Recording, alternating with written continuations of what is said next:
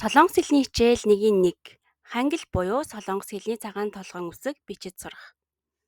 Энэхүү хичээлийг та бүхэн сонсохоосоо өмнө хангил бичиж сурах дасгалын дэвтрийг 100% ажилласан байгаасай гэж хүсэж байна.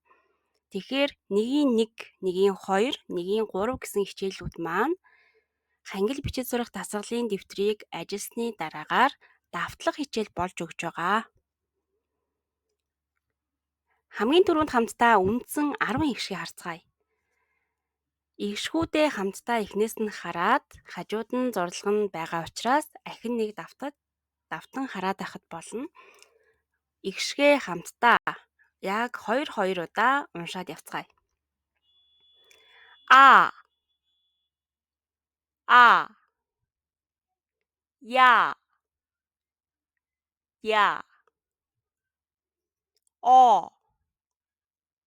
О Ё У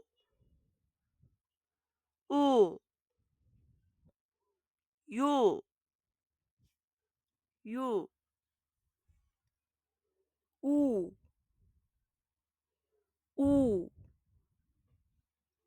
Ю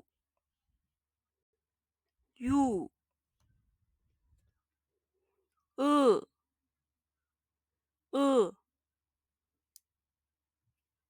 И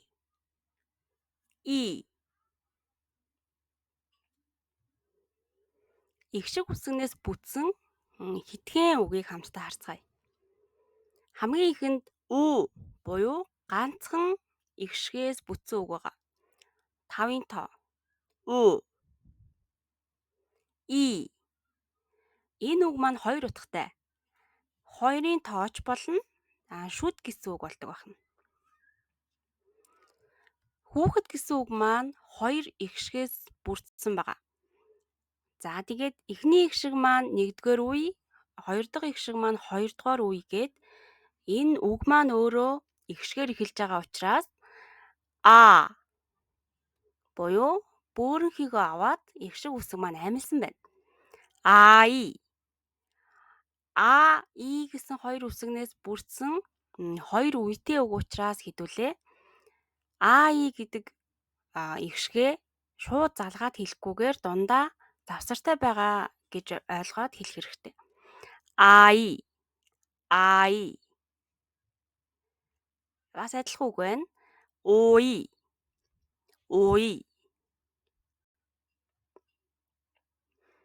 Ёв.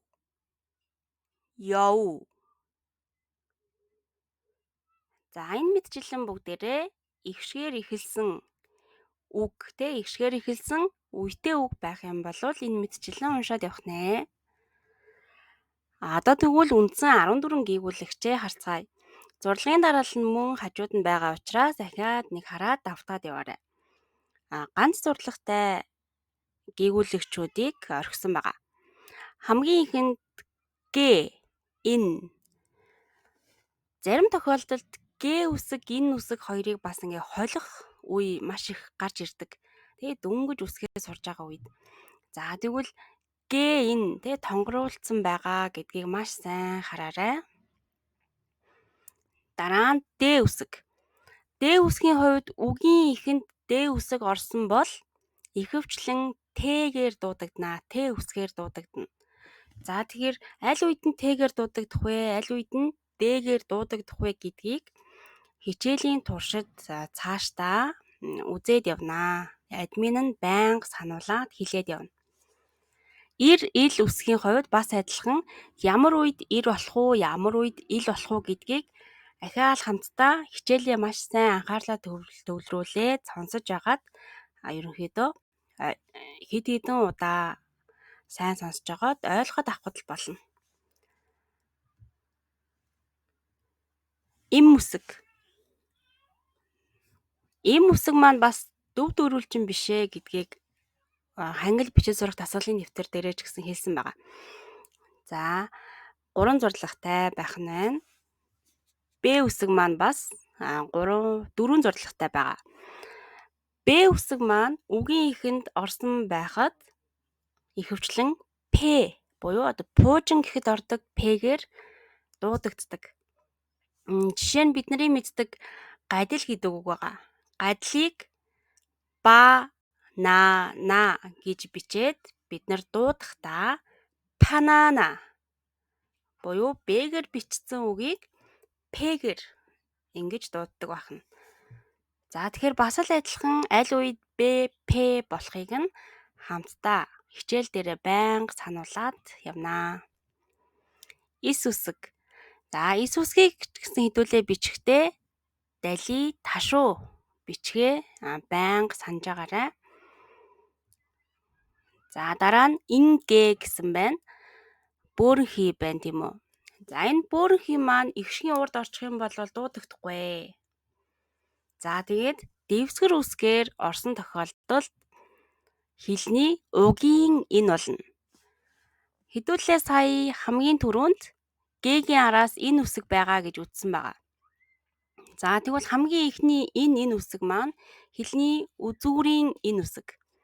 Монгол хэлэнд хэлний үзүүрийн энэ угийн энэ хоёрыг яг яаж дууддаг вэ? Яг адилхан дуудана гэсэн үг. Дуудлагын хувьд адилхан гэж та хэд маань ойлгоорой. Ж, ч. Ж үсгийн хувьд үгийн эхэнд ихэвчлэн ч-гээр дуудагддаг. Харин ч үсэг маань ямар ч үед ч-гээрээ л дуудагдана. За мэдээж дэвсгэр үсгээр орсон тохиолдолд Д болон зарим үед нь ч-гээрээ бас дуудагдана.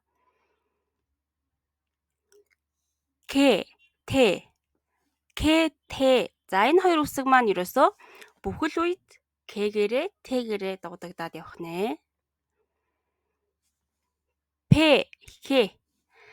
П үсэг маань харах юм бол ром хоёрын тоотой адилхан байгаа гэж та хэд маань мэдж байгаа байх. Х үсгийн хувьд харах юм бол эхлээд ихэнх суралцагчид маань Х үсгийг бол дээр нь уу үсэг байна. Тэгээд уу үсгийн ардаас бөөрөнхий орсон байна гэж харах гад байдаг тохиолдол маш их байдаг шүү. Тэгэхээр хэрвээ Х үсгээр үг эхэлсэн байх юм бол яг Х-гээрээ ингэж харагдана гэсэн үг. За хэрвээ уу үсгээр үг эхэлчих юм бол урдаа заавал бөөрөнхийтэй байж иж дээрээ бөөрөнхийтэй байж иж уугаар эхэлсэн гэж үзнэ. За хэрвээ шууд та хэд маань харахад уугаар эхэлсэн ардаас нь бөөрөнхий орсон л ах юм бол энэ маань Х үсэг шүү. За бид нар одоо үсэг дээр үсэг нэмээд үе бүтээдэг. Тэгвэл гийгүүлэгч дээр эгшгийг нэмээд нэг үеэ бүтээж байгаа. Бүгдээрээ сая үндсэн 10 эгшиг 14 гийгүүлэгч гээд 24 үсгийг давтлаа. Тэгвэл гийгүүлэгч дээр эгшиг буюу гийгүүлэгчээсээ хэдүүлээ Г-г аваад эгшгээсээ А-г авъя. Г дээр А-г нэмээд монгол хэлэнд бол га гэж дуудагддаг. Солонгос хэлэнд га гэж дуудагдана. Га. За доор нь Г дээр ууг авсан байна.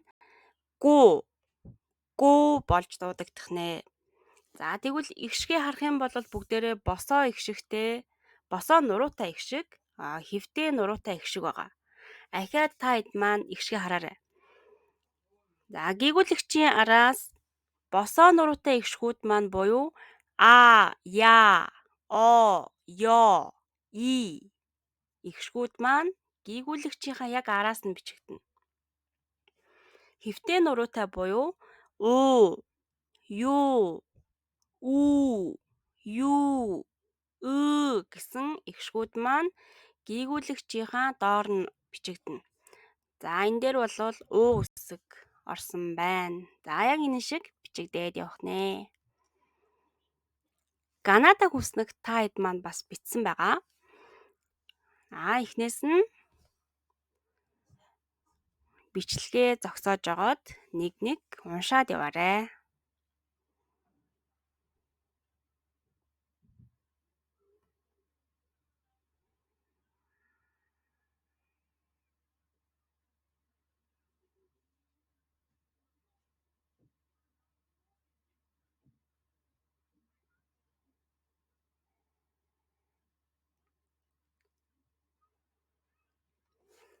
ерөнхийдөө Канадаг хүснэгтийг 3-5 удаа хуулж бичгийг ихэнх үед бол санал болгож байгаа. Хуулж бичих явцдаа үсгээ нүдлэнгээ чангаар уншвал илүү үр дүнтэйгээр үсгнүүдээ чийжилдэг шүү. Та хэд маань Канадаг хүснэгтээ ихэр их бичсэн бэ? Тэгээ 3-аас доотлол нь 3 удаа, за дээд нь 5 удаа бичгэд ерөнхийдөө гийгүүлэгч эгшгүүдээ маш сайн таньдаг болдог шүү. Тэгэхээр та хэд маань хэрвээ бичсэн болвол энэ бичлэгийнхаа комент хэсэгт зураг аваад зургийн дараад оруулбал бас зүгээр байна.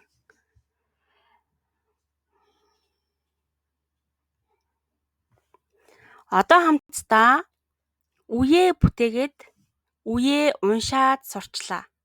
Буюу Канада хүснэгтээ маш сайн уншаад хаанаас нь ч харсан Канада хүснэгтээсээ хаанаас нь ч харсан уншаад сурцсан байхад үеэ уншаад сурчлаа гэж үзээд үеэ уншаад сурцсан учраас одоо хэдүүлээ үгээ уншиж чаднаа.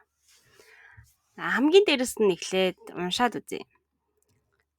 Га су үгийн ихэнд г үсэг маань ихэвчлэн к-гаар дуудагдана. Энэ үг маань бас к-гаар дуудагддаг үг байна. Касу. Тэгэхээр Солонгос хэлэнд гасу гэж уншигддаг, дуудагддаг үг байхгүй. Зөвхөн гасу гэж бичээд касу гэж дуудагдаж уншигдана. Касу дуучин гэсэн үг байна. Дараачих нь кагу. Мөн адилхан г-гээр эхлээд к-гаар дуудагдж байна. Кагу. Эхний үе маань г-гээр эхэлсэн. За дараачийн үе нь бас адилхан г-гээр эхэлсэн байна. Гэхдээ үгийн дунд орсон г учраас г-гээр л дуудагдана. Кагу. Тавилга гэсэн үг байна. Улбар шар дээр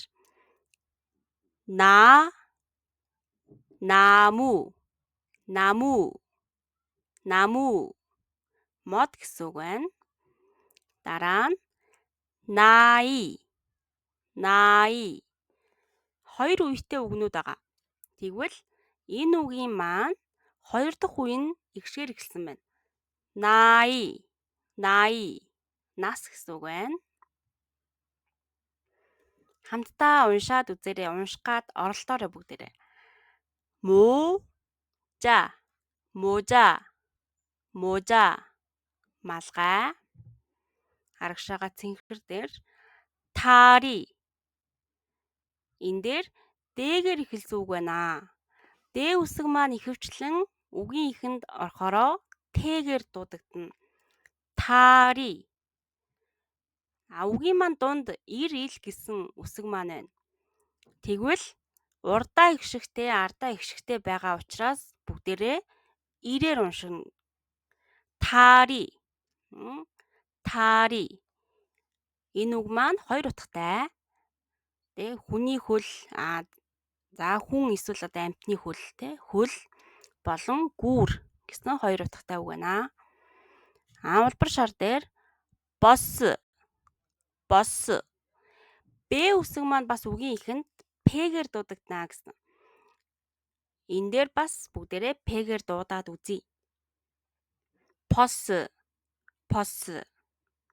Автобус гэсэн үг байна. Дараа нь х-гээр эхэлсэн үг байна. Хана. Нэгийн тоо байна. Дараа нь к-гээр эхэлсэн байна. Кофе. Бидний уудаг кофе байна. Дараа нь пицца байна. Улбар шар дээр пуду. Д үсэг маань үгийн дунд байгаа учраас хэдүүлээ д-гээр нь л уншаа явчихна. Пуду. Дараа нь кита. Г үсэг ихэвчлэн үгийн ихэнд орохороо к болдгоо гэж байгаа. Энэ дээр бас адилхан к-гээр уншихна. 기타, 기타, гитар гэсэн үг байна.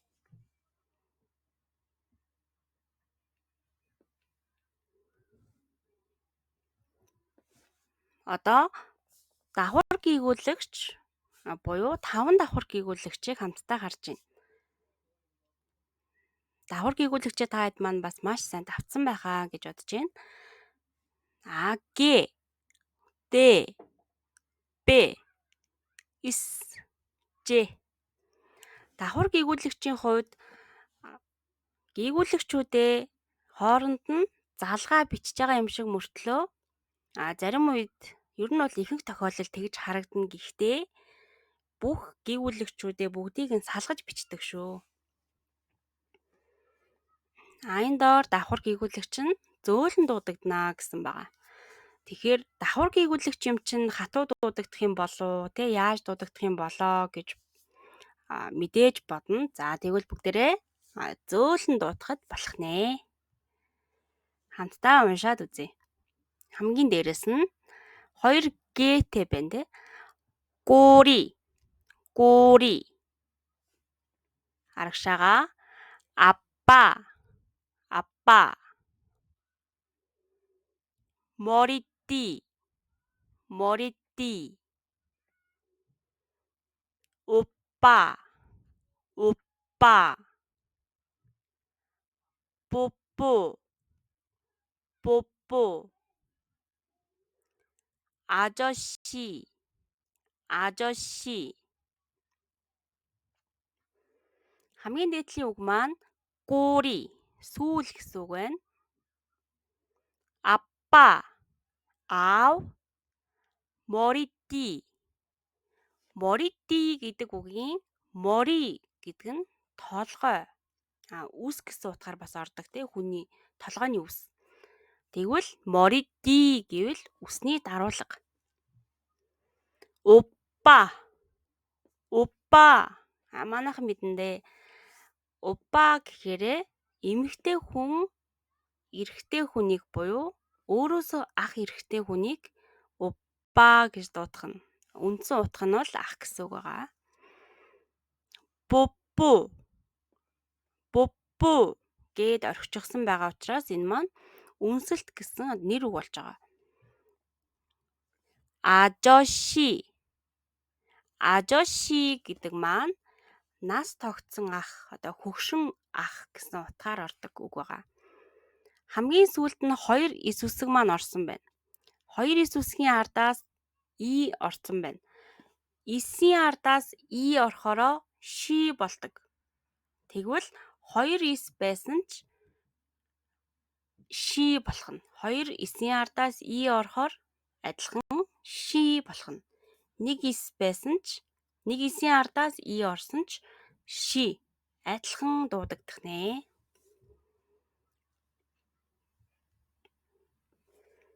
Хос игшиг. Хос игшигийн хувьд бүгдээрээ ихэвчлэн гүйгүүлэгчтэйгээ хослуулаад уншаад явдаг байгаа. Дангаараа яг орох тохиолдол ер нь бол цөөхөн гэж та хэд маань ойлгоорой. Хамгийн ихэнд ва, во,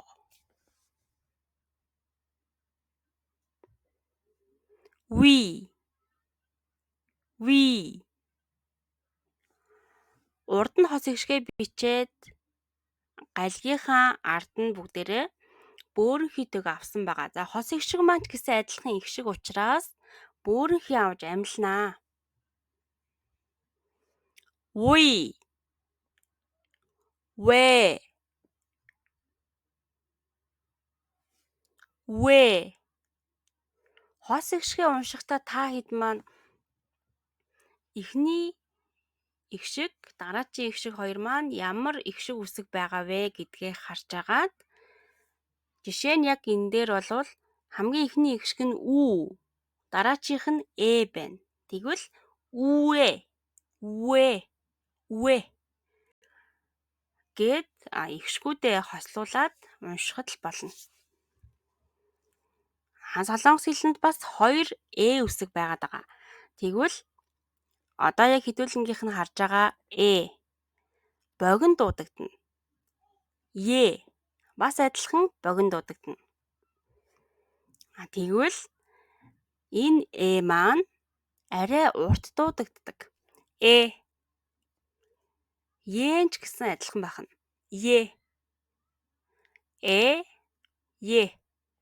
Арай урт дуудагдана гэж та хэд маань ойлгоход болно.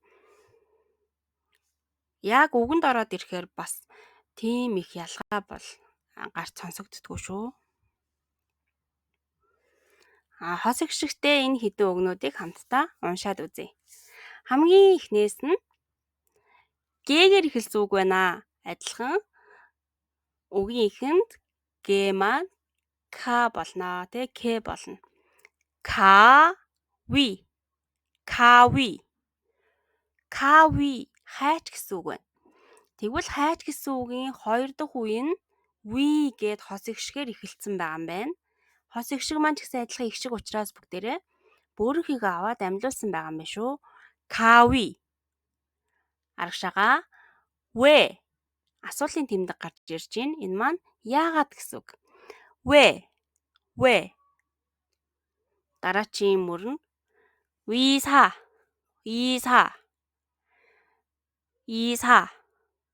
Дараачих нь иижа. Иса гэдэг маань эмч. Ардлынх нь иижа гэвэл сандал гэсэн үг байна. Дараачийн мөр нь сагва. Алим. Дараачих нь д үсгээр эхэлсэн байна. Энэ үгийг хэдүүлээ Т-гээр эхлүүлж уншина шүү. Твэжи. Д үсгийн ардаас ү үсэг үсэг буюу вэ гэсэн хос ихшиг маань орсон байгаа юм байна. Тэгвэл хамтдаа твэжи гахай гэсэн үг байна. Энэ мэтэр унших нь. Яг энэ хичээлээ ахин дахин сонсгоод ихшгүүдээ гүйүүлэгчүүдээ эхний ээлжинд чэйжилчих юм бол үгнүүдээ маш хурдан уншаад ирнэ. Ингээд Солонгос хэлний цагаан толгойн үсгнүүдээ үзэж дууслаа. Дараагийн хичээл буюу 1-2 дээр дэвсгэр үсгээ хэдүүлээ үзээд солонгосороо төвөггүй уншдаг болох болно. За дараагийн хичээл дээрээ уулзцгаая.